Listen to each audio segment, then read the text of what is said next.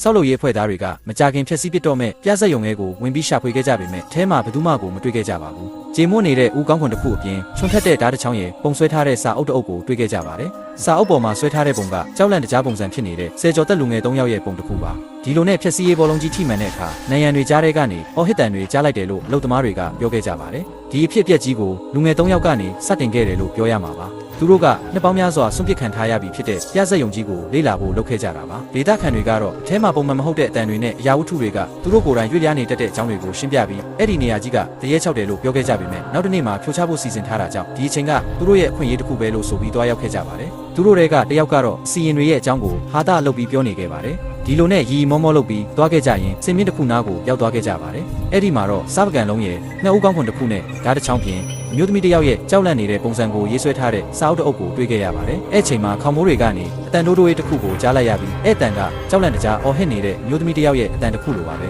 သူငယ်ချင်းနှစ်ယောက်ကရီမောပြီးစင်မောကိုတက်သွားပေမဲ့ကြံခဲ့တဲ့တစ်ယောက်ကတခုခုမားနေတယ်လို့ခံစားရတယ်လို့ခေါင်းခါရမ်းပြီးပြောလိုက်ပါတယ်ပျော်စရာအနေနဲ့လောက်တာပါလို့ကတိပေးပြီးစင်မောကိုလာခိုင်းလိုက်ပါတယ်နောက်ဆုံးတော့သူလဲတက်ပြင်းချပြီးစင်မြင့်ဘော်ကိုတက်သွားလိုက်တဲ့အခါအားလုံးကစက်ဝိုင်းပုံစံလက်ချင်းတွဲပြီးဝိုင်းထားလိုက်ကြပါတယ်အဲ့ဒီနေရာမှာတိတ်ဆိတ်သွားပေမဲ့ဓာတ်ချစ်တန်ကိုတိုးတိုးရေးကြားလိုက်ရပါတယ်အဲ့ဒီဓာတ်ကတုံခါလာပြီးကျမ်းပြင်ပေါ်မှာချစ်တန်တွေထွက်လာကသူတို့ဘက်ကိုဖြည်းဖြည်းချင်းလှည့်လာပါတော့တယ်နောက်ဆုံးတော့စက်ခုံတစ်ခုလုံးပြိုကျသွားပြီးကြီးမားတဲ့လိုက်ကကြီးဟာလည်းသူတို့အပေါ်ပြုတ်ကျပြီးအားလုံးအဆုံးသက်သွားခဲ့ရပါတယ်